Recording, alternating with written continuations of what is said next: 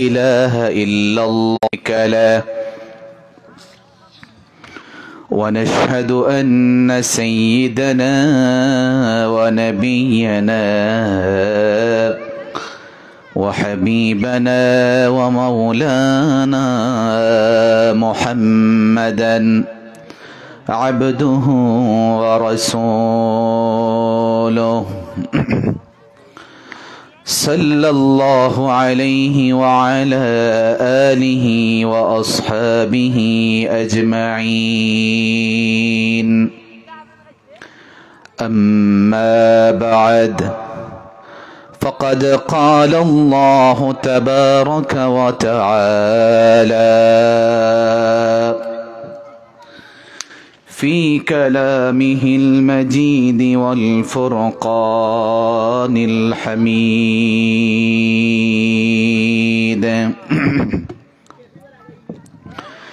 أعوذ بالله من الشيطان الرجيم.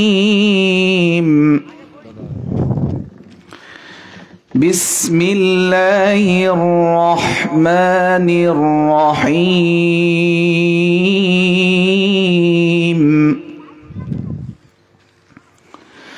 الله لا إله إلا هو الحي القيوم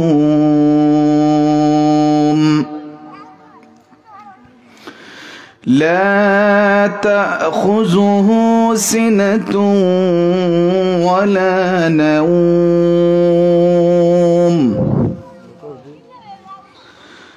له ما في السماوات وما في الأرض.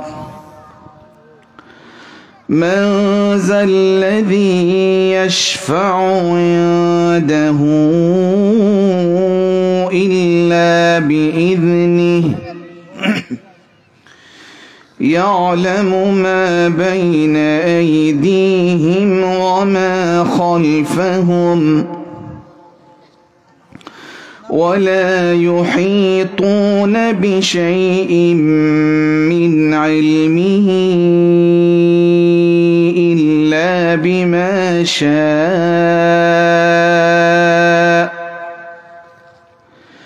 وسع كرسيه السماوات والأرض ولا يؤوده حفظهما وهو العلي العظيم.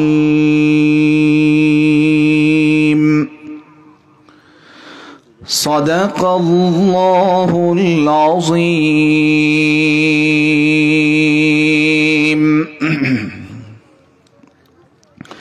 وقال النبي صلى الله عليه وسلم: من قرأ آية الكرسي دبور كل صلاة مكتوبة لم يمنعه من دخول الجنة إلا الموت، إلى آخر الحديث. إن الله وملائكته يصلون على النبي يا أيها الذين آمنوا صلوا عليه وسلموا تسليما. محبة اللهم صل على مولانا محمد وعلى آل سيدنا.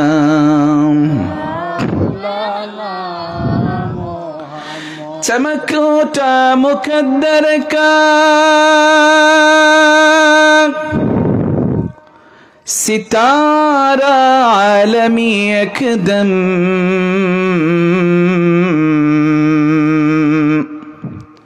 रखा जब पर से पर पाई नबी दुर्रे बनी आदम अल्लाहुम्मा सल्ली माशाअल्लाह मोहब्बत सय्यिदिना मौलाना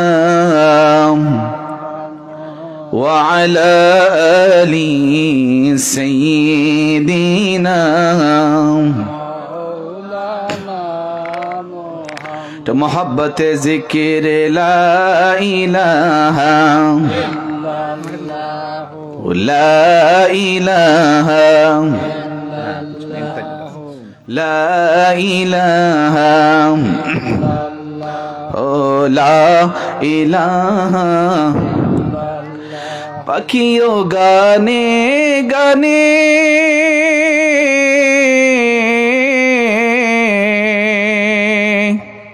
हवार ताने ताने ओई ना मेरी सुर सुना जाए ओई ना मेरी सुर सुना जाए दे जे नीरब सारा ला इलाहा मोहब्बत हो ला इलाहा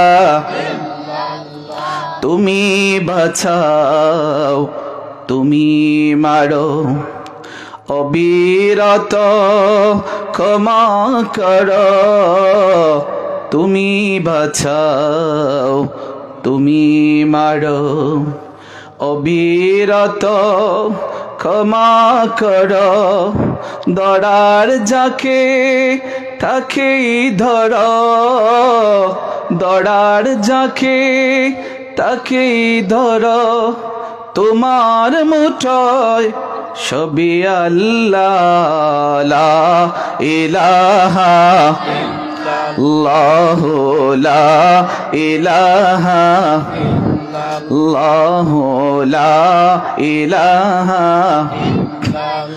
যাদের হৃদয় আছে আল্লাহর ভয় তারা কবু পথ ভুলে যায় না আল্লাহর প্রেম ছাড়া এই দুনিয়ায় কারো কাছে কোনো কিছু চায় না যাদের হৃদয় আছে আল্লাহর ভয় তারা কবু পথ ভুলে যায় না আল্লাহর প্রেম ছাড়া এই দুনিয়ায় কারো কাছে কোনো কিছু চায় না রাতের আধারে যারা সেজদাতে রয় দু চোখের শুরুতে নদী ঝেন বয় রাতের আধারে যারা সেজদাতে রয় দু চোখের শুরুতে নদী ঝেন বয় চলনার হাত ছানি চলনার হাত ছানি যত আসুক পিছনে ফিরেও সে তাকায় না পিছনে ফিরেও সে তাকায় না যাদের হৃদয় আছে আল্লাহর ভয় তারা কবু পথ ভুলে যায় না বালাগাল উলা বিকামালিহি বিজামালিহি حسنت جميع خصاله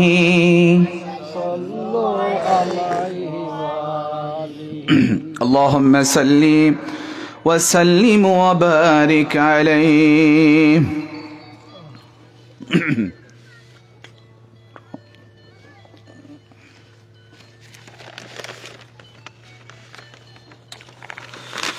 الحمد لله উপমহাদেশের প্রখ্যাত ওলিয়ে কামেল শাহ সুফি আলহাজ হজরত মৌলানা মুবাশশির আলী তলেটিকরি সাহেব রহমতুল্লাহ আলাইহি যিনি ভারতের জমিনে শুয়ে আছেন আল্লাহ পাকের এই মহান ওলির আজকের এই রওয়াইল উচ্চ বিদ্যালয় কলেজ মাঠে 13তম বার্ষিকী সালে সব মাহফিলের সম্মানিত সভাপতি জনাব হাজী নুরুল ইসলাম মাস্টার সাহেব, জনাব মোহাম্মদ আতাউর রহমান সাহেব, জনাব হাফিজুর রহমান সাহেব, জনাব আব্দুল সালাম সাহেব।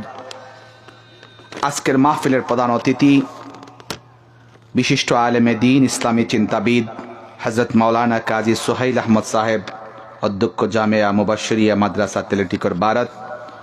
আজকের প্রধান বক্তা হযরত মাওলানা সাইফুর রহমান সিদ্দিকী সাহেব চট্টগ্রাম সহ, যিনি মাগরিবের পর আলোচনা করলেন।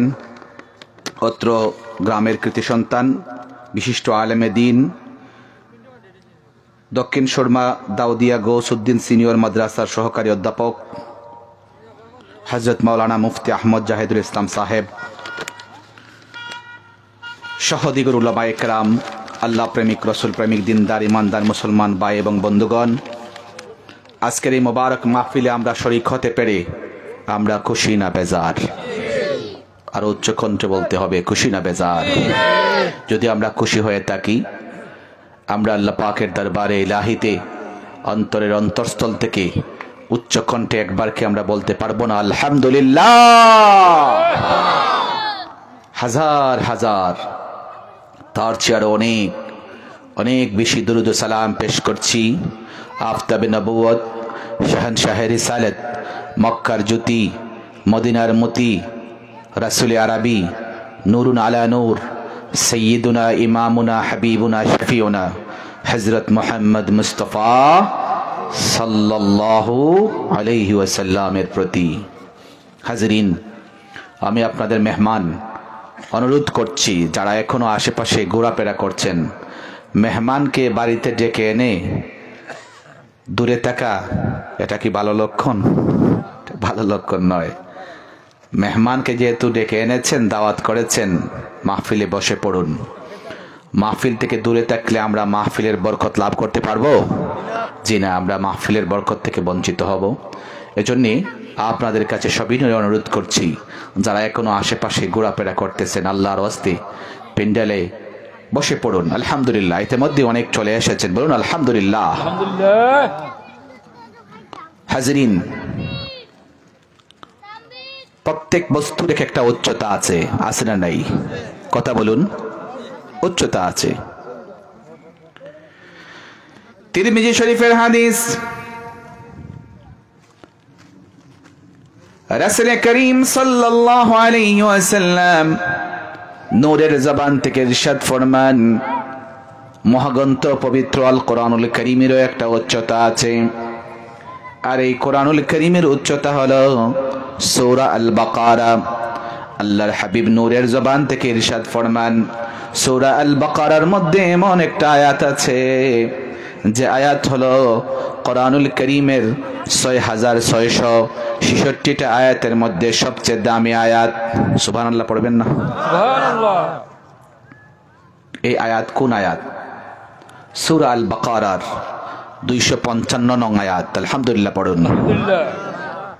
তাফসীরের কিতাবে, হাদিসের কিতাবে এই আয়াতের নামকরণ করা হয়েছে আয়াতুল কুরসি। সুবহানাল্লাহ। আল্লাহর হাবিব বলেছেন, আয়াতুল কুরসি হলো কোরআনুল কারীমের সবচেয়ে দামি আয়াত, সবচেয়ে শ্রেষ্ঠ আয়াত। সুবহানাল্লাহ। ভাইরা আমার, বন্ধুরা আমার, আল্লাহর হাবিব রাহমাতাল লিল আলামিন নূরের জবান থেকে ঘোষণা দেন, কেউ যদি ঈশার নামাজ পড়ে, তারপরে পাক পবিত্র বিছানায় শোয়ার আগে পবিত্র অবস্থায়, অজু অবস্থায় একবার আয়াতুল কুরসি পাঠ করে ঘুমায়, আল্লাহ তাআলা গোটা রাতের তার নিরাপত্তা দান করবেন। শুধু তাকে নিরাপত্তা দিবেন না, আয়াতুল কুরসি পাঠ করার কারণে এই ব্যক্তি যেমন নিরাপত্তা লাভ করবে, তার প্রতিবেশী যারা আছে তারাও নিরাপত্তা লাভ করবে। তার প্রতিবেশীর প্রতিবেশী যারা আছে তাদেরকেও আল্লাহ তাআলা গোটা রাত ব্যাপী নিরাপত্তা দান করবেন। বলুন না সুবহানাল্লাহ। আসুন আমরা এই যে আয়াতুল কুরসি আমরা তেলাওয়াত করলাম, এই আয়াতুল কুরসির ভিতরে আল্লাহ তাআলা কি কি বলেছেন একটু সরল অনুবাদ আমরা জেনে নেই। আউযু বিল্লাহি মিনাশ শাইতানির রাজীম বিসমিল্লাহির রহমানির রহিম আল্লাহু লা ইলাহা ইল্লা হুয়াল হাইয়ুল কাইয়্যুম। আল্লাহ বলতেছেন, আল্লাহ তিনি ওই আল্লাহ যিনি ছাড়া আর কোনো ইলাহ নেই, ইবাদতের যোগ্য কেউ নেই, উপাসনার যোগ্য কেউ নেই। আল হাইয়ুল কাইয়্যুম, তিনি চিরস্থায়ী, তিনি চিরঞ্জীব। বলুন না সুবহানাল্লাহ। লা তাখুযুহু সিনাতুন ওয়ালা নাওম, নিদ্রা এবং তন্দ্রা কখনোই তাকে স্পর্শ করে না। বলুন না সুবহানাল্লাহ। আমাদের নিদ্রা এবং তন্দ্রা আছে না নাই? এক রাত যদি আপনি না ঘুমান, পরবর্তী কয়েকদিন সময় আপনার মাথা ঘুরতে ঘুরতে যায়, ঠিক কিনা বলুন? আল্লাহ বলেন তিনি ওই আল্লাহ, নিদ্রা এবং তন্দ্রা যার নাই, শুধু নাই এমন নয়, আল্লাহ বলতেছেন নিদ্রা এবং তন্দ্রা কখনোই তাকে স্পর্শ করে না। লাহু মা ফিস সামাওয়াতি ওয়া মা ফিল আরদ, নবমণ্ডল এবং ভূমণ্ডলের মধ্যখানে, অর্থাৎ আকাশ এবং জমিনের মধ্যখানে যা কিছু আছে সব কিছু তারই। যিনি আকাশ এবং জমিনের মধ্যখানে যা কিছু আছে সব কিছুর মালিক কে? আল্লাহ। সন্দেহ আছে নাকি? আওয়াজ করে বলেন, সব কিছুর মালিক কে? আল্লাহ। من ذا الذي يشفع عنده إلا بإذنه, আল্লাহ বলেন এমন কে আছে যে কিয়ামতের দিন তার অনুমতি ব্যতীত তার নিকট সুপারিশ করতে পারবে? কিয়ামতের দিন সর্বপ্রথম যিনি সুপারিশের অনুমতি পাবেন তিনি কে? আপনার আমার নবী মুহাম্মদুর রাসূলুল্লাহ সাল্লাল্লাহু আলাইহি ওয়াসাল্লাম। يعلم ما بين أيديهم وما خلفهم, তাদের সম্মুখে যা কিছু আছে, পশ্চাতে যা কিছু আছে, যা কিছু প্রকাশ্য, যা কিছু গোপন, যা কিছু অতীতে হয়েছে, যা বর্তমানে হচ্ছে, যা ভবিষ্যতে হবে, এই সব কিছু সম্পর্কে সবচেয়ে বেশি যিনি জানেন তিনি কে? আল্লাহ। আওয়াজ করে বলতে হবে, কে? আল্লাহ। ولا يحيطون بشيء من علمه إلا بما شاء, আর তিনি যা চান তা ব্যতীত তার জ্ঞানের কোনো কিছুই তার আয়ত্ত করতে পারে না। এরপরে আল্লাহ তাআলা বলেন ওয়াসিআ কুরসিয়ুহুস সামাওয়াতি ওয়াল আরদ, আকাশ এবং জমিন নিয়ে তার কুরসি পরিব্যাপ্ত। ওয়ালা ইয়াউদুহু হিফযুহুমা, নবমণ্ডল ভূমণ্ডল আরশ কুরসি লৌহ কলম গ্রহ নক্ষত্র যা কিছু আছে এ সব কিছু রক্ষণাবেক্ষণ কখনোই তাকে ক্লান্ত করে না। ওয়া হুয়াল আলিয়্যুল আযীম, আর তিনি মহান, আর তিনি শ্রেষ্ঠ। চিৎকার দিয়ে বলুন না সুবহানাল্লাহ। ভাইরা আমার, বন্ধুরা আমার, নবী করিম সাল্লাল্লাহু আলাইহি ওয়াসাল্লামের কাছে সাহাবায়ে কেরামের একটি দল একবার আল্লাহর হাবিবের কাছে আসলো। এসে তারা জিজ্ঞেস করলো, ইয়া রাসূলুল্লাহ, ইয়া হাবিবাল্লাহ, আইয়ু আয়াতিন আযামু মিন কিতাবিল্লাহি ইনদা, ও নবী গো, কোরআনুল কারীমের মধ্যে সবচেয়ে দামি আয়াত কোনটা? ইয়া রাসূলুল্লাহ, ইয়া হাবিবাল্লাহ, আমাদেরকে বলে দিন। আল্লাহর হাবিব নূরের জবান থেকে ইরশাদ করেন, আযমু আয়াতিম মিন কিতাবিল্লাহি আয়াতুল কুরসি। ও আমার সাহাবায়ে কেরামের দল, তোমরা জেনে রাখো, গোটা কুরআনুল কারীমের ৬৬৬৬টা আয়াতের মধ্যে সবচেয়ে দামি যে আয়াত, সবচেয়ে শ্রেষ্ঠ যে আয়াত, এই আয়াত আর কোন আয়াত নয়। এই আয়াত হলো সূরা আল বাকারার ২৫৫ নং আয়াত। এই আয়াতই হলো আয়াতুল কুরসি। সুবহান। নবী করিম সাল্লাল্লাহু আলাইহি ওয়াসাল্লাম সাহাবায়ে কেরামদেরকে বলে দিলেন, রে আমার সাহাবায়ে কেরাম, জেনে রাখো, কান খুলে শুনে রাখো, আয়াতুল কুরসির এত বেশি ফজিলত আল্লাহ তাআলা দান করেছেন। মান ক্বারা আয়াতুল কুরসি দুবুরা কুল্লি সালাতিন মাকতুবাতিন লাম ইয়ামনাহু মিন দুখুলিল জান্নাতি ইল্লাল মাউত। কোন ব্যক্তি যদি প্রত্যেক ফরজ নামাজের পরে একবার আয়াতুল কুরসি শরীফ পাঠ করে, আল্লাহ তাআলা ওই ব্যক্তিকে এমন মর্যাদা দান করেছেন, ওই ব্যক্তি বেহেশতে যাইতে আর কোনো বাধা নাই। তবে একটাই তার বাধা, অর্থাৎ তার মৃত্যু। লোকটা যেহেতু এখনো মৃত্যুবরণ করে নাই, এজন্য সে বেহেশতে প্রবেশ করে নাই। অর্থাৎ মৃত্যুবরণ করার সঙ্গে সঙ্গে আল্লাহ তাআলা তাকে বেহেশতে প্রবেশ করিয়ে দিবেন। সুবহানাল্লাহ। লাম ইয়ামনাহু মিন দুখুলিল জান্নাতি ইল্লাল মাউত। আল্লাহর হাবিব বলেন, যারা প্রত্যেক ফরজ নামাজের পর একবার আয়াতুল কুরসি পাঠ করবে, ওই ব্যক্তি জান্নাতে যেতে আর কোনো বাধা নাই, বাধা একমাত্র তার মৃত্যু। যেহেতু লোকটা মরে নাই, জান্নাতে প্রবেশ করে নাই, লোকটা মৃত্যুবরণ করার সঙ্গে সঙ্গে আল্লাহ তাআলা তাকে জান্নাতবাসী করে দিবেন। বলুন না সুবহান। ভাইরা আমার, বন্ধুরা আমার, এই আয়াত কিসের জন্য আল্লাহ তাআলার কাছে এত দামি হয়ে গেল? প্রশ্ন আছে না নাই? কুরআনুল কারীমের আরো অসংখ্য আয়াত আছে, হাজার হাজার আয়াত থাকা সত্ত্বেও কিসের জন্য এই আয়াত এত দামি হয়ে গেল আল্লাহর কাছে? জবাব হলো, মুফাসসিরিনে কেরামের 5টা কারণ ব্যাখ্যা করেছেন। কয়টা কারণ বলেন? 5টা কারণ ব্যাখ্যা করেছেন।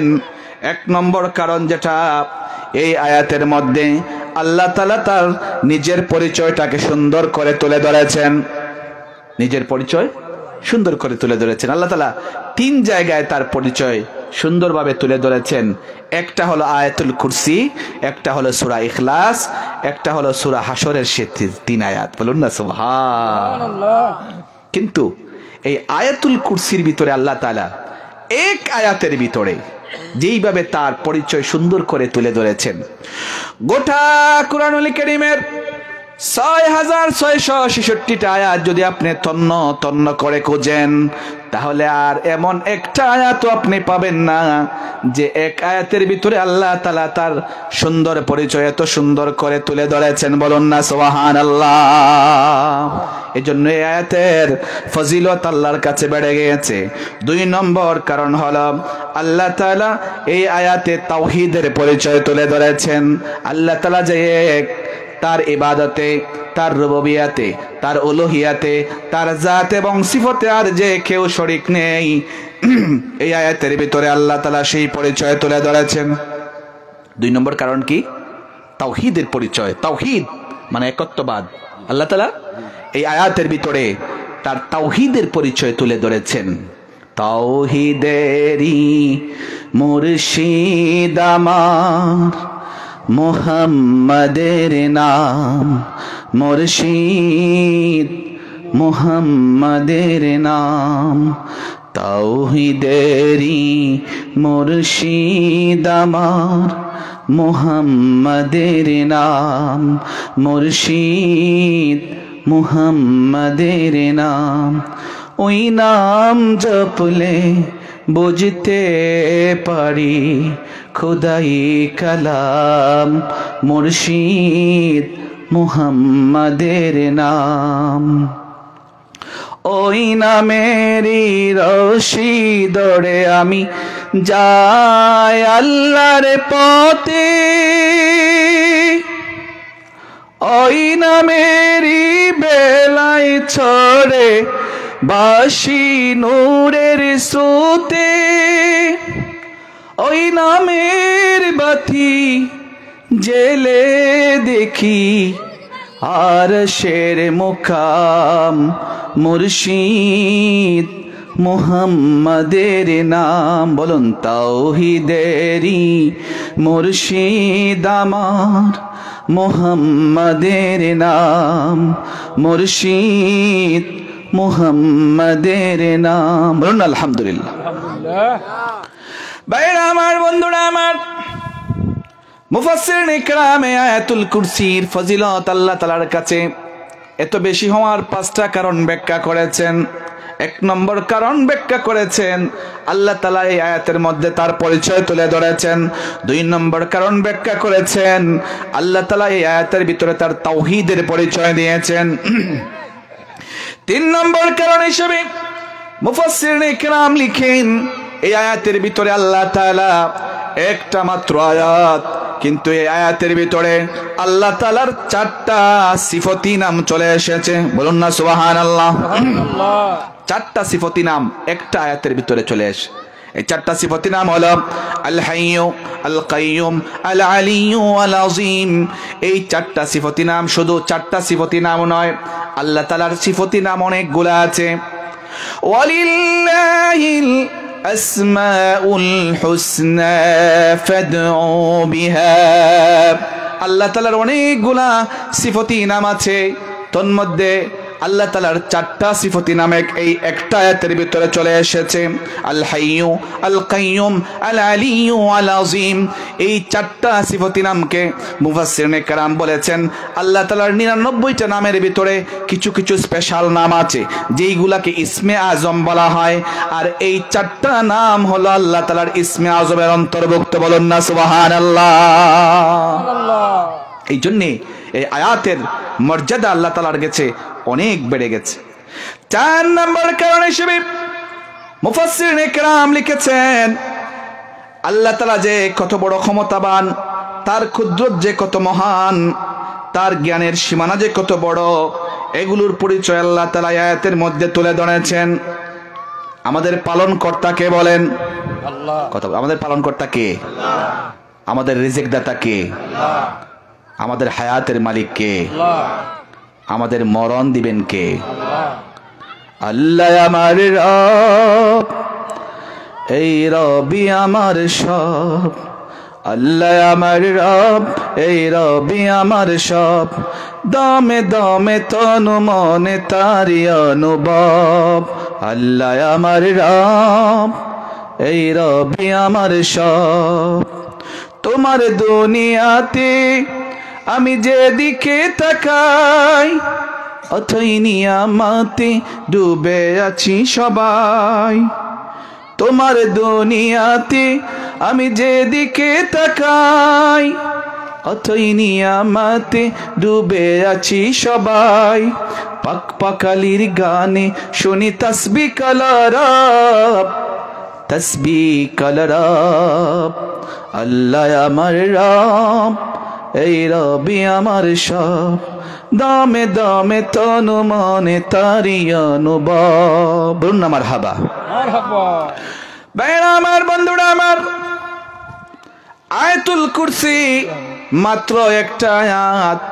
এই আয়াত কিসের জন্য আল্লাহর কাছে এত সম্মানী হয়ে গেল, এত দামি হয়ে গেল? মুফাসসিরিনে কেরামের 5টা কারণ ব্যাখ্যা করেছেন। 1 নম্বর কারণ হলো এই আয়াতের মধ্যে আল্লাহ তাআলা তার পরিচয় তুলে ধরেছেন। 2 নম্বর কারণ হলো এই আয়াতের ভিতরে আল্লাহ তাআলা তার তাওহীদের পরিচয় দিয়েছেন, তাওহীদের ঘোষণা দিয়েছেন। 3 নম্বর কারণ হলো এই আয়াতের ভিতরে আল্লাহ তাআলা একটা আয়াতের ভিতরে আল্লাহর 4টা সিফাতে নাম চলে এসেছে। 4 নম্বর হলো এই আয়াতের ভিতরে আল্লাহ যে কত মহান, তার ক্ষমতা যে কত বিশাল, এই বিষয়টা আলোচনা করা হয়েছে। 5 নম্বরের কারণ হিসেবে মুফাসসিরিনে কেরাম বলেন আল্লাহ তাআলা সর্বপ্রথম 4টা জিনিস সৃষ্টি করেছেন। কয়টা জিনিস? কথা বুঝতেছেন নি? কয়টা জিনিস? 4টা। 1 নম্বর হলো আরশ, 2 নম্বর হলো কুরসি, লৌহ, কলম। এই 4টা জিনিস আল্লাহ তাআলা সর্বপ্রথম সৃষ্টি করেছেন। এই 4টার ভিতরে একটা হলো কুরসি। আর এই আয়াতের ভিতরে কুরসির আলোচনা চলে এসেছে, ঠিক কিনা বলুন? কুরসি ওয়াসিআ কুরসিয়ুহুস সামাওয়াতি ওয়াল আরদ, এই কুরসির আলোচনা আসার কারণে এই আয়াতের মর্যাদা আল্লাহ তাআলার কাছে অনেক বেশি পরিমাণ বেড়ে গিয়েছে। বলুন না সুবহানাল্লাহ। ভাইরা আমার, বন্ধুরা আমার, রাসূল পাক সাল্লাল্লাহু আলাইহি ওয়াসাল্লামের দরবারে একদিন হযরত জিবরাইল আমিন আলাইহিস সালাতু ওয়াস সালাম আসলেন। আল্লাহর হাবিব জিবরাইল আমিনকে বললেন, ও জিবরাইল আমিন, আপনার কাছে জানতে চাই আয়াতুল কুরসির ফজিলত কি? হযরত জিবরাইল আমিন আলাইহিস সালাতু ওয়াস সালাম উত্তর দিলেন, ইয়া রাসূলুল্লাহ, ইয়া হাবিবাল্লাহ, আয়াতুল কুরসির ফজিলত তো বলে শেষ করা যাবে না, বলা শুরু করা যাবে, কিন্তু এত পরিমাণ ফজিলত আল্লাহ তাআলা দিয়েছেন, এর ফজিলত বলে শেষ করা যাবে না। ঘন্টার ঘন্টা চলে যাবে, দিনের পর দিন শেষ হয়ে যাবে, তবে আল্লাহ তাআলা আয়াতুল কুরসির এত বেশি ফজিলত রেখেছেন, আয়াতুল কুরসির ফজিলত বলে শেষ করা যাবে না। বলুন না সুবহানাল্লাহ।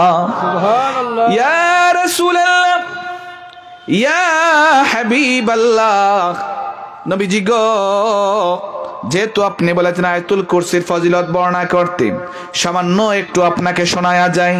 ইয়া রাসূলুল্লাহ, ইয়া হাবিবাল্লাহ, যখন আল্লাহ তাআলা সর্বপ্রথম পৃথিবী সৃষ্টি করলেন, পৃথিবী সৃষ্টি করার পরে এই পৃথিবীটা সমুদ্রের মধ্যে যদি কোনো নৌকা থাকে আর প্রচন্ড বেগে বাতাস আসে, তাহলে নৌকাটা যেমন দুলতে থাকে, এইভাবে পৃথিবীটা দুলতে লাগলো। মনে করেন একটা হাওরের মধ্যে একটা নৌকা আছে, আর যদি প্রচন্ড গতিতে বাতাস আসে, তাহলে নৌকাটা কি স্থির থাকবে না দুলতে থাকবে? দুলতে থাকবে না?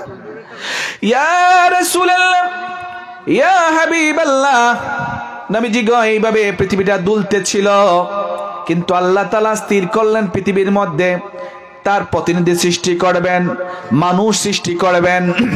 যেহেতু আল্লাহ প্রতিনিধি সৃষ্টি করবেন, সুতরাং পৃথিবী যদি নড়াচড়া করে তাহলে তারা চলাফেরা করতে পারবে না। এজন্য আল্লাহ তাআলা তার লক্ষ কোটি ফেরেশতার মধ্যে বাছাই করে ৭০,০০০ ফেরেশতা দুনিয়ায় নিয়োগ করলেন। এই ৭০,০০০ ফেরেশতাকে দায়িত্ব দেওয়া হলো এই দুলন্ত পৃথিবীকে তারা স্থির করার জন্য।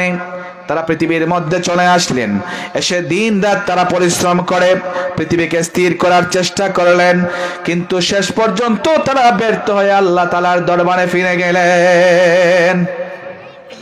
আল্লাহ রাব্বুল আলামিন এবার ওই ৭০,০০০ ফেরেশতার সাথে আরো ৭০,০০০ শক্তিশালী ফেরেশতা বাছাই করে পৃথিবীর মধ্যে পাঠিয়ে দিলেন। এবার ১,৪০,০০০ ফেরেশতা একসাথে পৃথিবীকে স্থির করার জন্য কাজ করতে লাগলেন। দিন নয় রাত নয় পরিশ্রম করতে করতে অবশেষে তারাও ব্যর্থ হয়ে গেলেন। পৃথিবী তো আর স্থির হয় না।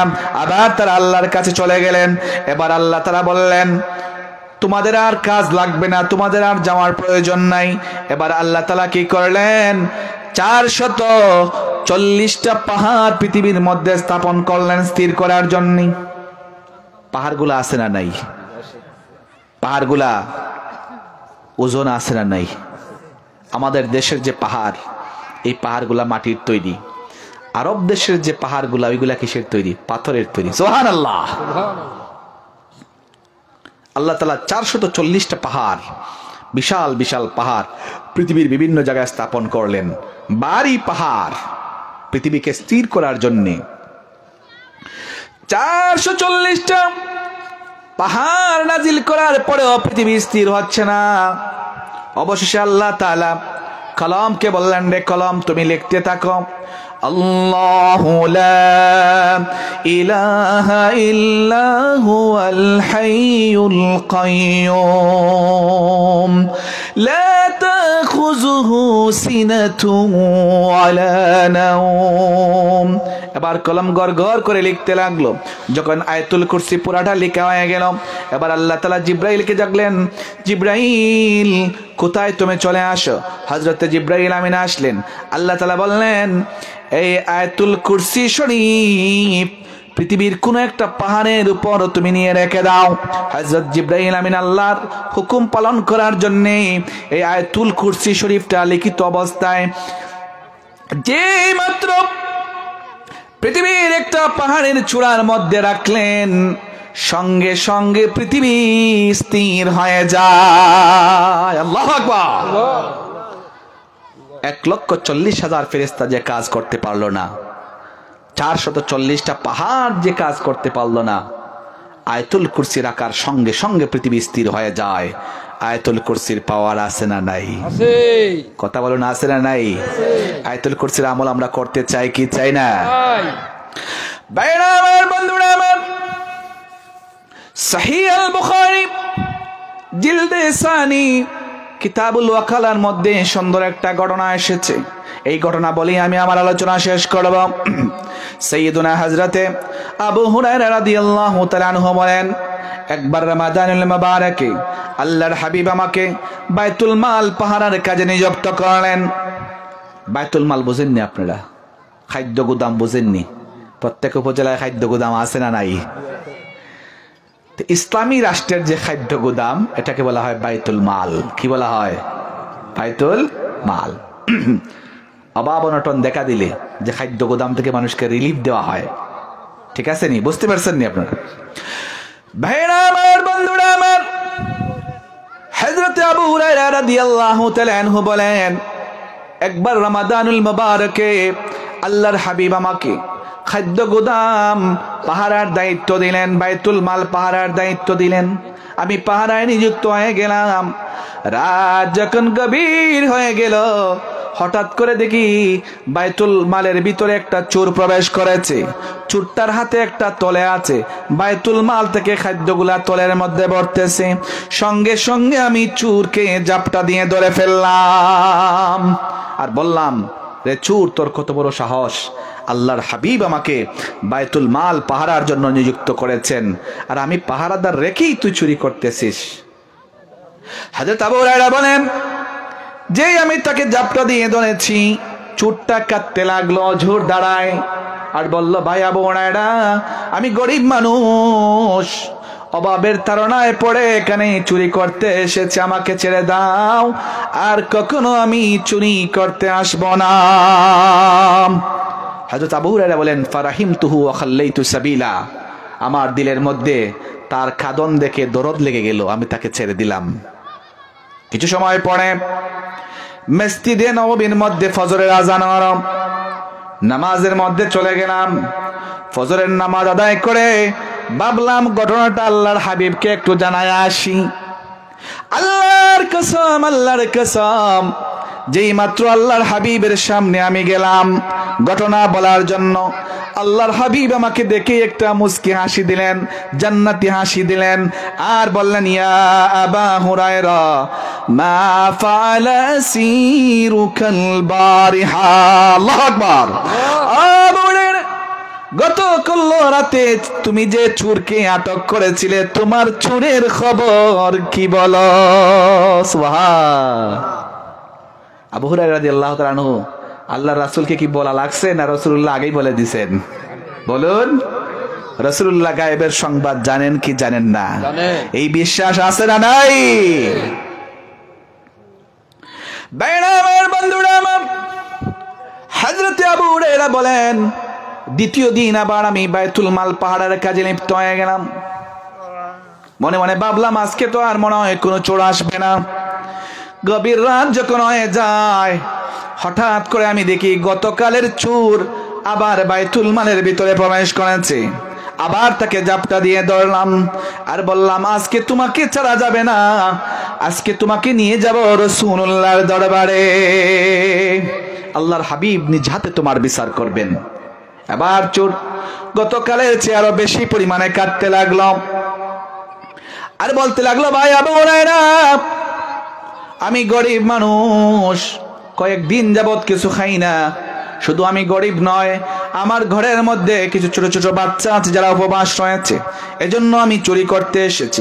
মেহেরবানি করে আমাকে ছেড়ে দাও, আর কোনোদিন এখানে চুরি করতে আসবো না। হযরত আবু হুরায়রা বলেন, ফারাহিমতুহু ওয়া খাল্লাইতু সাবিলা, চোরের কাঁদন দেখে আমার হৃদয়ের মধ্যে দরদ চলে আসলো, আমি তাকে ছেড়ে দিলাম। কিছু সময় পরে আজান হয়ে গেল, মসজিদে নববীতে নামাজ আদায় করলাম। নামাজ আদায় করে আল্লাহর হাবিবের সামনে গেলাম, ভাবলাম আজকে ঘটনাটা খুলে বলি, আল্লাহর হাবিব গতকালের মতোই আমাকে দেখা মাত্র একটা জান্নাতি হাসি দিলেন আর বললেন, ইয়া আবু হুরায়রা মা ফাআলা সিরুকাল বারিহা, ও আবু হুরায়রা তুমি গত রাত্রে যে চোরকে ধরেছিলে তোমার চোরের খবর কি বলো? সুবহান। হযরত আবু হুরায়রা বললেন, ইয়া রাসূলুল্লাহ ইয়া হাবিবাল্লাহ, এই ঘটনা। চোরটা কাঁদতে লাগলো আর বলতে লাগলো তার কিছু ছোট ছোট বাচ্চা আছে যারা কয়েকদিন যাবত খায় না, এজন্যে সে চুরি করতে এসেছিল। আল্লাহর হাবিব বলেছেন যে তুমি ঠিক আছে তার কাঁদন দেখে ছেড়ে দিয়েছো, তবে তুমি মনে রাখো এই চোরটা আগামীকাল আবার চুরি করতে আসবে। বলুন না সুবহানাল্লাহ। হযরত আবু হুরায়রা তখনই মনে মনে ভাবলেন, আল্লাহর হাবিব যেহেতু বলছেন এটা তো মিথ্যা হতে পারে না। ভাইরা আমার, বন্ধুরা আমার, হযরত আবু হুরায়রা বলেন তৃতীয় দিন আবার আমি বাইতুল মাল পাহারায় লিপ্ত ছিলাম। রাতের প্রথম প্রহর চলে গেল, দ্বিতীয় প্রহর প্রায় শেষ হয়ে যাচ্ছে। হঠাৎ আমার চোখের মধ্যে কিছু তন্দ্রা এসে গেছে। যখন তন্দ্রা খুললো, হঠাৎ দেখি আমি গত 2 দিনের চোর আবার বাইতুল মালে প্রবেশ করেছে। আমি চোরটাকে পিছন থেকে জাপটা দিয়ে ধরলাম আর বললাম, রে বেয়াদব, গত 2 দিন কান্নাকাটি করে আমার কাছ থেকে তুই ছাড়া পেয়েছিস, আজকে তোর রেহাই নাই, আজকে তোকে নিয়ে যাব রাসূলুল্লাহর দরবারে। আল্লাহর হাবিব নিজ হাতে আজকে তোমার বিচার করবেন। এবার চোর গত 2 দিনের কৌশল পাল্টাইয়া ফেললো। গত 2 দিন কি করছিল? কান্নাকাটি করছিল ছাড়া পাওয়ার জন্য। আজকে কৌশল পাল্টাইয়া ফেলছে, বলতেছে, আবু হুরায়রা ঠিক আছে আল্লাহ রাসূলের দরবারে নিয়ে যাবা, তো একটা ভালো কাজ তোমাকে করি, একটা উপকার করতে চাই। আবু হুরায়রা বললেন, কি উপকার করতে চাও? বলল, একটা নেক আমল তোমাকে শিখাইয়া দিতে চাই। এখন আপনারা বলেন, একজন চোর মানুষ যদি আপনাকে বলে আমি নেক আমল শিখাইবো, আপনাকে শুনবেন? হযরত আবু হুরায়রা ভাবতেছেন, বেটা তুই চোর মানুষ, চুরি করতে এসে ধরা খেয়েছিস, এখন আমাকে নসিহত শুনাইবে নাকি? হাদিস শরীফে এসেছে, দুনিয়াদার মানুষ হবে সম্পদের লোভী আর জান্নাতি মানুষেরা হবে নেকের লোভী। বলুন না সুবহান। সাহাবী তো রাসূলুল্লাহর সাহাবী, চিন্তায় পড়ে গেলেন, ভাবলেন না হয় চোর, দেখি না সে কি বলে, যদি একটা ভালো আমল পাওয়া যায় তো মন্দ কি। হযরত আবু হুরায়রা বললেন, ঠিক আছে তুমি কি আমল বলতে চাও বলো। আবার চোর বলতে লাগলো, আবু হুরায়রা তোমাকে এমন একটা আমল আমি আজকে শিখাইয়া দিয়ে যাব যেটা সারা জীবন তোমার কাজে লাগবে। ও আবু হুরায়রা, এই আমনে এক আমলটা হলো, যখন তুমি ঘুমাতে যাও এশার নামাজের পরে ঘুমানোর আগে যদি একবার সহি শুদ্ধ করে বিসমিল্লাহর সহিত অজর সহিত যদি একবার আয়াতুল কুরসি শরীফ পাঠ করে তুমি ঘুমাতে যাও, আয়াতুল কুরসি পাঠ করার সঙ্গে সঙ্গে আল্লাহ তাআলা আসমান থেকে তোমার নিরাপত্তা দানের জন্য একজন ফেরেশতা নাজিল করবেন। এই ফেরেশতা তোমার মাথার কাছে দাঁড়ায়া থাকবে যতক্ষণ পর্যন্ত তুমি ঘুম থেকে না উঠো। ঘুম থেকে ওঠার আগ পর্যন্ত এই ফেরেশতা তোমার পাহারা দিবে। তোমার ঘরে কোনো জিন শয়তান, কোনো ধরনের জাদু, কোনো অশুভ শক্তি তোমার ঘরে প্রবেশ করতে পারবে না। গোটা রাত এই ফেরেশতা তোমার হেফাজতের জন্য জিম্মাদার হয়ে যাবেন। বলুন না সুবহানাল্লাহ। হযরত আবু হুরায়রা শুনে তো অবাক হয়ে গেলেন, আমলটা তো খুব ভালো আমল, ঠিক কি না বলুন? তিনি একটা চিন্তায় পড়ে গেলেন। এই পাক দিয়া চোরটা চম্পট চলে গেছে, চোরটা চলে গেছে। হযরত আবু হুরায়রা রাদিয়াল্লাহু তাআলা আনহু বলেন, কিছু সময় পর ফজরের আযান হয়ে যায়, মসজিদে নববীর মধ্যে আমি চলে যাই। সুমধুর কণ্ঠে হযরত বেলাল মসজিদে নববীর মধ্যে আযান দিলেন। আযানের ধ্বনি শুনে আমি মসজিদে চলে গেলাম, আল্লাহর হাবিবের পিছনে নামাজ আদায় করলাম। নামাজের পরে রাসূল পাক সাল্লাল্লাহু আলাইহি ওয়াসাল্লামের সম্মুখে গিয়ে উপস্থিত হলাম। আর আল্লাহর হাবিবকে এই ঘটনা আমি বলতে চাইলাম। বিগত 2 দিনের মতো আল্লাহর হাবিব আমাকে দেখা মাত্র একটা মুস্কি হাসি দিলেন আর বললেন, ইয়া আবু হুরায়রা মা ফাআলা সিরুকাল বারিহা। ও আবু হুরায়রা, তোমার চুরের খবর কি বলো? হযরত আবু হুরায়রা বললেন, ইয়া রাসূলুল্লাহ, ইয়া হাবিবাল্লাহ, চুরের তো এই অবস্থা। আমি তাকে যখন ধরেছিলাম, চুর আমাকে একটা নেক আমলের কথা বলে দিয়েছে। ইয়া রাসূলুল্লাহ, সে বলেছে যদি ঘুমানোর আগে কেউ একবার আয়াতুল কুরসি পাঠ করে ঘুমায়, আল্লাহ তাআলা তার জন্য নাকি একজন ফেরেশতা নাজিল করবেন, যে ফেরেশতা ওই ব্যক্তি ঘুম থেকে ওঠার আগ পর্যন্ত তাকে পাহারা দিবেন, তার পরিবার পরিজনকে পাহারা দিবেন। তার ঘরে কোনো শয়তান ঢুকতে পারবে না, চোর ঢুকতে পারবে না।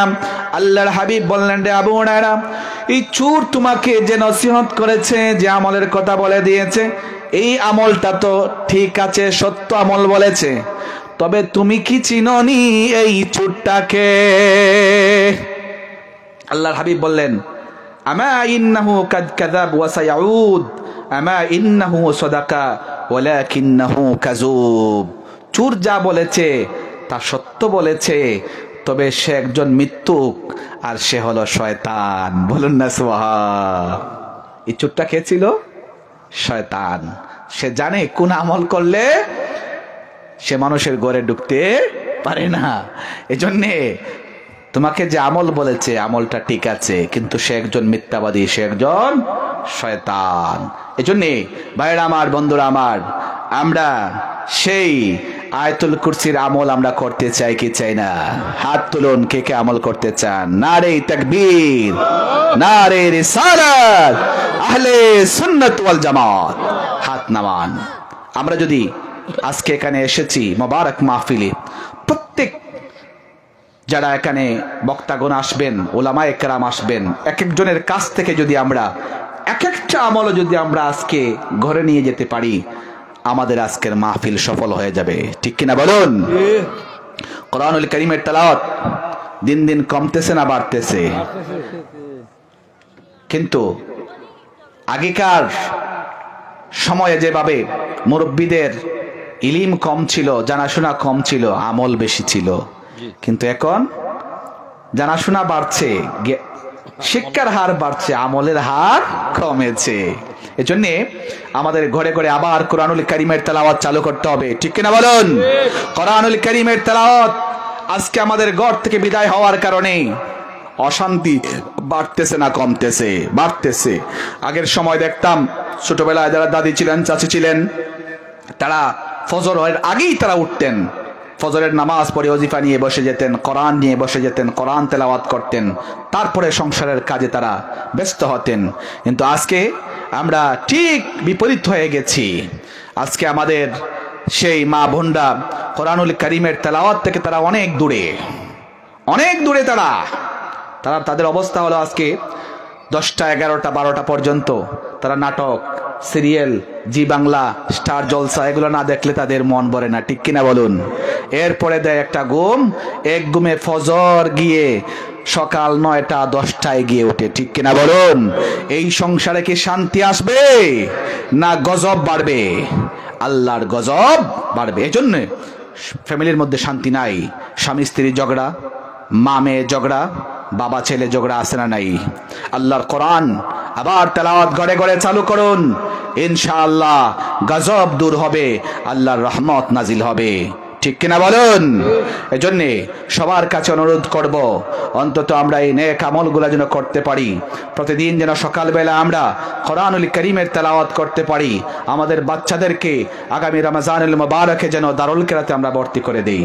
আপনাদের গ্রামের কৃতি সন্তান ফুলতলি কামিল মাদ্রাসার প্রিন্সিপাল জনাব মাওলানা আব্দুর রহিম সাহেব, আপনাদেরই গর্ব। জনাব আহমদ জাহিদুল ইসলাম সাহেব, আপনাদেরই গর্ব। এই গ্রামে অসংখ্য কৃতি সন্তানের জন্ম হয়েছে, বলুন আলহামদুলিল্লাহ। যেমন উলামায়ে কেরামের জন্ম হয়েছে, সাধারণ শিক্ষায় শিক্ষিত সর্বোচ্চ মানের মানুষের জন্ম এই গ্রামে হয়েছে। আপনারা ধন্য, আপনারা ভাগ্যবান। আল্লাহ তাআলা যেন আমাদের সকলকে নেককার সালেহীন বান্দা হিসেবে কবুল করুন। সকলে বলি আল্লাহুম্মা আমিন। দুরূদ শরীফ পড়ুন। সাল্লাল্লাহু পরবর্তী বর্তাইন সাল্লাল্লাহু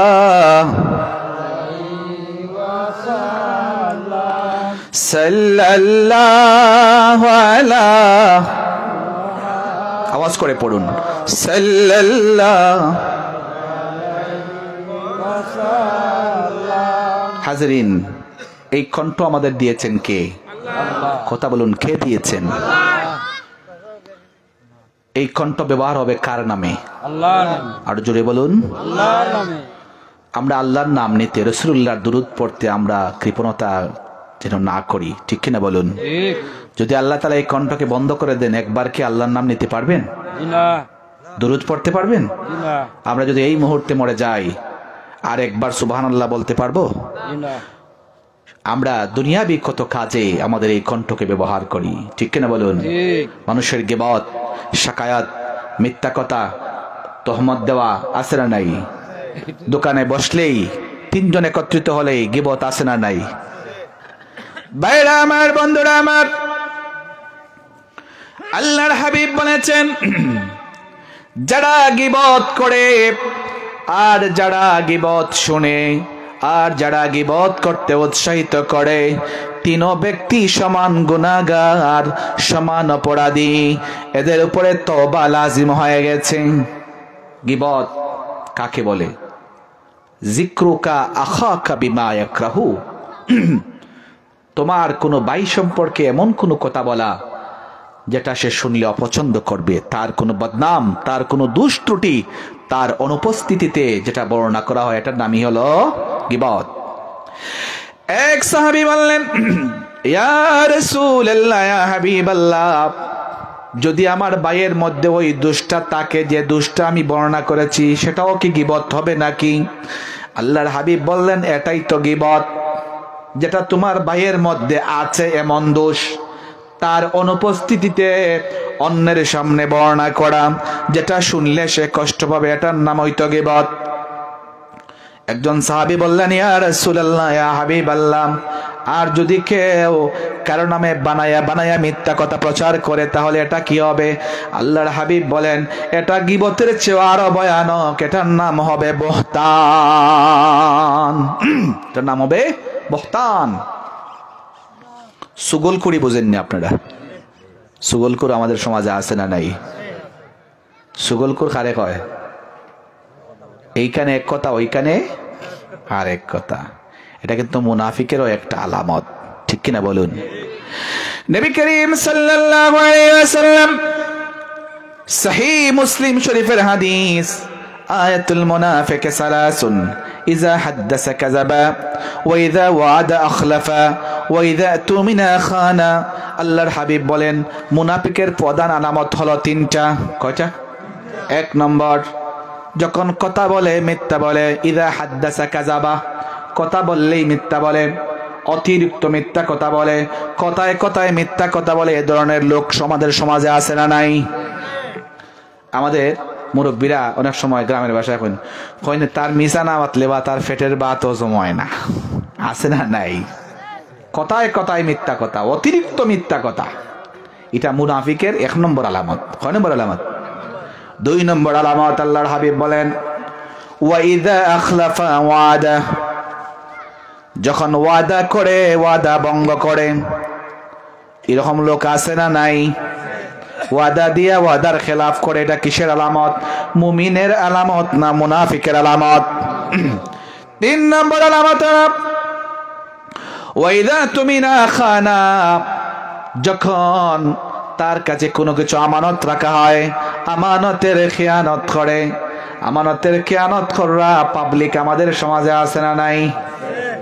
যেমন আপনার একজন বন্ধুর কাছে আপনি কিছু টাকা, একটা টাকার ব্যাগ দিলেন, দোস্ত আমার কিছু অসুবিধা আছে, বাড়িতে এটা রাখতে পারবো না, এই 20,000 টাকা তোমার কাছে দিলাম, পরবর্তীতে যখন প্রয়োজন হয় দোস্ত এটা নিয়ে যাব। মনে করেন 3 মাস পর আপনার কাছে আসলো, সে বললো, দোস্ত যে টাকাটা দিছিলাম টাকাটা দেও। কিসের টাকা? আছে না নাই? এটা কিসের আলামত? মুমিনের আলামত না মুনাফিকের আলামত? আমাদের সমাজে এরকম লোক আছে না নাই? এই তিনটা আলামতের পরে আল্লাহর হাবিব আরেকটা আলামতের কথা বলেছেন। সেখানে সেই হাদিসে আছে, আয়াতুল মুনাফিকে আরবা, ইযা হাদাসা কাযাবা, ওয়া ইযা আখলাফা ওয়াদা, ওয়া ইযা তুমিনা খানা, ওয়া ইযা খাসামা ফাজারা। মুনাফিকের 4 নম্বর আলামত হিসেবে আল্লাহ রাসূল বলেছেন, মুনাফিকের 4 নম্বর আলামত হলো, যখন কারো সাথে ঝগড়া লাগে, মতানক্য হয়, দ্বন্দ্ব লাগে, তখন অশ্লীল ভাষায় গালিগালাজ করে। আমাদের সমাজে এ ধরনের লোকের সংখ্যা কম না বেশি? কথা বলুন, কম না বেশি? আপনি তাকে একটা গালি দিলে সে 100টা দিবে, এক পায়ে খাড়া হয়ে একবারে বাপ দাদা 14 সিঁড়ির নাম বলাইয়া দেবে। লোক আছে না নাই? এটা মুমিনের আলামত না মুনাফিকের আলামত? এই যে ধৈর্য শক্তি আমাদের মধ্যে একেবারেই লো হয়ে গেছে, একেবারেই ডাউন হয়ে গেছে। ধৈর্য শক্তি নাই বললেই চলে। বিশেষ করে এই ক্ষেত্রে আমাদের সমাজের মহিলা যারা, এদের অবস্থা খুব খারাপ। যখন ঝগড়া লাগে লানত বর্ষণ করে এরা মানুষকে। তোর উপর আল্লাহ টাডা পড়ুক, আল্লাহর গজব পড়ুক, আছে না নাই? এটা মারাত্মক একটা রোগ। ভাইরা আমার, বন্ধুরা আমার, আল্লাহর হাবিব যখন মেরাজ শরীফে গেলেন, মেরাজ থেকে আসে যখন আল্লাহর হাবিব সাহাবায়ে কেরামদেরকে মেরাজের ঘটনাগুলা বর্ণনা করতেছেন, জান্নাতে কি দেখে এলেন, জাহান্নামের মধ্যে কি দেখে এলেন, আল্লাহর হাবিব জাহান্নামের বর্ণনা দিতে গিয়ে একদিন সাহাবায়ে কেরামদেরকে বলতেছেন, রে আমার সাহাবীরা, আমি যখন জাহান্নাম দেখলাম, আল্লাহ রাব্বুল আলামিন আমাকে জাহান্নামের দরজা উন্মোচন করে দিলেন। আমি দেখলাম জাহান্নামের ভিতর অধিকাংশ মানুষ হলো মহিলারা, নারীরা। নাউজুবিল্লাহ পড়বেন না? মহিলা সাহাবী যারা ছিলেন কাঁদতে লাগলেন, ইয়া রাসূলুল্লাহ, ইয়া হাবিবাল্লাহ, কি আমাদের অপরাধ, এত মানুষ আমরা জাহান্নামী। আল্লাহর হাবিব নূরের জবান থেকে বলেন, রে মহিলারা, ও আমার মহিলা সাহাবীরা, তোমরা শুনে রাখো, 2টা কারণে মহিলারা বেশির অংশ জাহান্নামী হবে। কয়টা কারণে বলেন? কথা বুঝেননি? 1 নম্বর হলো তাকফুরনাল আশিরা ওয়া তুকসিরনাল লানা। তাকফুরনাল আশিরা মানে স্বামীর নাশক্রিয়া করার জন্য অধিকাংশ মহিলাদের স্বভাব হলো তারা স্বামীর নাশক্রিয়া করে। একজন স্বামী তার জীবনের সব কিছু দিয়ে, ব্যবসায়ী হলে ব্যবসা করে, কৃষক হলে কৃষিকাজ করে, টিচার হলে সকালে উঠে সময়ের আগে তার প্রতিষ্ঠানে চলে যায়। কিসের জন্য? তার পরিবারের মানুষকে ভালো রাখার জন্য। ঠিক কিনা বলুন? তার সাধ্য অনুযায়ী তার স্ত্রীকে সে কি ভালো রাখার চেষ্টা করে নাকি স্ত্রীকে লাঞ্ছিত করার চেষ্টা করে? ভালো রাখার চেষ্টা। কিন্তু দেখবেন স্ত্রীকে সর্বোচ্চ ভালো মানের কাপড়, ভালো মানের খাবার সব কিছু দেয়। একদিন ঝগড়া লেগে গেছে, লাগার সঙ্গে সঙ্গে বলবে, সারা জীবন চলে গেল, একটা ভালো কাপড় আমার দেও নাই। আছে না নাই? এটা স্বামীর নাশক্রিয়া, এটা স্বামীর। আল্লাহর হাবিব বলেন, অধিকাংশ মহিলারা স্বামীর নাশক্রিয়া করার কারণে তারা জাহান্নামী হবে। আর আরেকটা কারণ হলো ওয়া তুকসিরনাল লানা, মানুষকে অধিক পরিমাণে লানত করার কারণেও তারা জাহান্নামী হবে। এই যে ঝগড়া লাগলেই তোর উপর আল্লাহর টাডা পড়ুক, আল্লাহর গজব পড়ুক, উষ্টা খাইয়া মরস না, আসে না নাই? এগুলা হলো লানত। এগুলা কি? লানত। লানত করা কবিরা গুনাহ, লানত করা কবিরা গুনাহ। আল্লাহর হাবিব বলেন, এই 2টা কারণে মহিলারা, বেশিরভাগ মহিলারা, নারীরা জাহান্নামী হবে। আরেকটা হলো সুগলখোর। আল্লাহর হাবিব বলেছেন, হক কথা বলতে বলা লাগবে কিনা? বেজার হইছেন না আপনারা? বাদ দিলেই তো আপনি এটা ওয়াজ মানছে এখন করে না। যে ওয়াজ করলে সুর হয়, টান হয়, কিচ্ছা কাহিনী হয়, মানুষের খুব ভালো পায়। আর যদি হক কথা হয়, আমরা মসজিদে তো বিভিন্ন বয়ান করি, মানুষের উপরে পড়ে গেলে ইমামের পিছনেও লাগে যায়। হ্যাঁ, ইমামে আজকে আমার টার্গেট করে ওয়াজ করছেন, কাউকে নাউজুবিল্লাহ। ইমামকে টার্গেট করে ওয়াজ করে না, কোরআন হাদিস দেখে ওয়াজ করে। খার উপরে পড়বো, এটা কি ইমাম সাহেব জানেননি? না, ইমাম সাহেবের খাজ হইলে বয়ান কইরা যাওয়া, আর মুসল্লির খাজ হইলে হেদায়াত হওয়া। তোমার উপরে যদি পড়ে বুঝতে হয় যে ওষুধ আমার ঠিক মতো লাগছে, আমি এটা সারিতাম নাকি যাবো বল। নবী করিম সাল্লাল্লাহু আলাইহি ওয়াসাল্লাম একদিন মদিনার একটা রাস্তা দিয়ে হেঁটে হেঁটে যাচ্ছেন। আল্লাহর হাবিব একটা ময়দান দিয়ে যাচ্ছেন। হঠাৎ করে দেখলেন ময়দানের কিনারে 2টা নতুন কবর দেখা যায়। আল্লাহর হাবিব সঙ্গে সঙ্গে সোয়ারি থেকে নেমে গেলেন। সাহাবায়ে কেরাম তারাও নেমে গেলেন। আল্লাহর হাবিব আস্তে আস্তে হেঁটে হেঁটে কবরের কাছে গেছেন। সাহাবায়ে কেরামও কবরের কাছে গেছেন।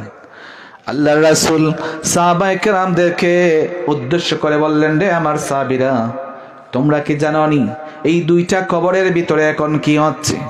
সাহাবায়ে কেরামরা বললেন, ফিদাকা আবি ওয়া উম্মি ইয়া রাসূলুল্লাহ, ও আল্লাহর রাসূল, আল্লাহু ওয়া রাসূলুহু আলাম, আমাদের পিতামাতা আপনার পদতলে কুরবান হোক, পদতলে কুরবান হোক, আল্লাহ ওয়া রাসূলুহু আলাম। কবরের ভিতরে কি হচ্ছে গো রাসূল, আমরা তো বলতে পারবো না, আল্লাহ এবং তার রাসূলই সবচেয়ে বেশি জানেন। সুবহানাল্লাহ। রাসূল কবরের ভিতরে কি হন এটা জানার ক্ষমতা রাসূলের আছে না নাই? আওয়াজ করে বলেন, আছে না নাই? না আপনাদের গ্রামেও এই বেমার চলে আসছে, আছে না নাই? রাসূলুল্লাহকে এই ক্ষমতা দিয়েছেন কে? আল্লাহ। আল্লাহ রাসূল বললেন, আমার সাহাবীরা এই কবরের ভিতরে কোন আযাব হচ্ছে, দুইটা কবরে দুইটা কারণে আযাব হচ্ছে। প্রথম কবরে আযাব হচ্ছে এই লোকটা প্রস্রাব করার পরে ভালো করে পাক হইতো না। এমন লোক আমাদের সমাজেও আছে না নাই? মুরব্বী হয়ে গেছে বেচারা, বাবার বয়স, বলতেও লজ্জা করে, রাস্তার পাশে প্রস্রাব করে উঠে যায়, পানি নেয় না, আছে না নাই? কবরের শাস্তি আছে না নাই? 2 নম্বর কবরে আল্লাহ রাসূল বললেন, এই লোকটা বড় কোনো গুনাহ করতো না, কিন্তু লোকটা সুগলকুর ছিল। কি ছিল? সুগলকুর। সুগলকুরের শাস্তি আছে না নাই? এরপরে আল্লাহর হাবিব একজন সাহাবীকে বললেন, রে সাহাবী, ওই দেখো একটা খেজুর গাছ দেখা যায়, একটা ডাল, কাঁচা ডাল ভেঙে নিয়ে আসো। কাঁচা ডাল ভেঙে নিয়ে আসা হলো। আল্লাহর হাবিব রহমাতুল লিল আলামিন রহমতের হাত দিয়ে 2 ভাগ করে 2 ভাগ করলেন, 2টা কবরের উপরে ঘিরে দিলেন, আর মুনাজাতে আল্লাহর কাছে বললেন, রাব্বুল আলামিন, এই 2 জন অপরাধীকে তোমার দয়া দিয়ে মাফ করে দাও। আল্লাহ তাআলা মাফ করে দিলেন। এক সাহাবী প্রশ্ন করলেন, ইয়া রাসূলুল্লাহ, এই যে আপনি 2টা ডাল গাললেন, খেজুরের ডাল, এটার মাহাত্ম্য কি? আল্লাহ রাসূল বললেন, লিল্লাহি মা ফিস সামাওয়াতি ওয়া মা ফিল আরদ, ইউসাব্বিহু লিল্লাহি মা ফিস সামাওয়াতি ওয়া মা ফিল আরদ। আকাশ এবং জমিনের মধ্যখানে যা কিছু আছে সব কিছু আল্লাহর তাসবিহ পাঠ করে। সুতরাং এই খেজুরের ডালেও আল্লাহর তাসবিহ পাঠ করে কিনা? যত সময় পর্যন্ত খেজুরের ডাল 2টা তাজা থাকবে, আল্লাহর জিকির করবে, আর আল্লাহর জিকির করলে ভিতরে কবরের ভিতরে যদি আযাব হয়, জিকিরের কারণে আল্লাহ তাআলা আযাবকে হালকা করে দিবেন। এই দলিল আমাদের যে কবর দেওয়ার পরে আমরা ডাল গাড়ি না, এটার দলিল হাদিসে আছে না নাই? আবার নতুন নামাজ হবে, কেউ আসলে বলবো এটা শিরিক হয়ে গেছে, নাউজুবিল্লাহ পড়ুন। নামাজের কথা আমি আজকে বলতে পারলাম না, নতুন ফিরকা চলে আসছে, তো এই সমস্ত ভাইদের সাথে আমাদের কোনো সম্পদের দ্বন্দ্ব নাই, না আছে? এদের সাথে আমাদের ইমানি দ্বন্দ্ব, ইমানি দ্বন্দ্ব। যারা আল্লাহর হাবিবকে বলে মরে গেছেন, পচে গেছেন, মাটির সাথে মিশে গেছেন, নাউজুবিল্লাহ কেউ তো বললেন না। আমি আপনাদের কাছে জানতে চাই, এই কথাটা জেনেই আমি শেষ করছি, আমরা জিন্দা নবীর উম্মত না মুর্দা নবীর উম্মত? জোরে বলতে হবে, আমাদের রাসূল জিন্দা না মুর্দা? ইন্নাল্লাহা হাররামা আলাল আরদ আন তাকুলা আজসাদাল আমবিয়া, বুখারীর হাদিস। আল্লাহর হাবিব বলেন, নিশ্চয়ই আল্লাহ তাআলা সকল নবী এবং রাসূলদের দেহকে মাটির জন্য ভক্ষণ করা হারাম করে দিয়েছেন। সুবহান আল্লাহ তাআলা আমাদের সকলকে বোঝার তৌফিক দান করুন। আমার একটা মাহফিল আছে, আমার কিন্তু ওইখানে 9টার গিয়ে পৌঁছার কথা, 9টার আগে, 9টা অলরেডি এখানে হয়ে গেছে, এই মাহফিলটা শেষ। ঠিক আছে, ঠিক আছে। তো আমরা যে হাবিব সাহেব যে আছেন, হাবিব সাহেবরা লই আইও, দুরূদ শরীফ পড়ুন। সাল্লাল্লাহু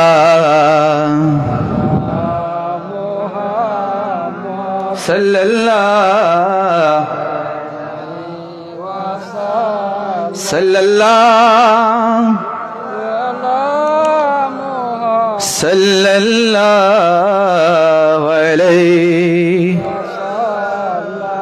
বলগাল উলা বিকামালিহি কাশাফাদ দুজা বিজামালিহি হাসানাতু জামিউ খিসালিহি সাল্লু আলাইহি আপনাদের কাছে একটা অনুরোধ জানাই, আপনারা মেহরবানি করে কেউ উঠবেন না। আমার একটা মাহফিল যদি না থাকতো, আমি এমন মানুষ, আমি এটা বুঝি, মাহফিল সাজাইতে অনেক সময় অনেক পরিশ্রম লাগে।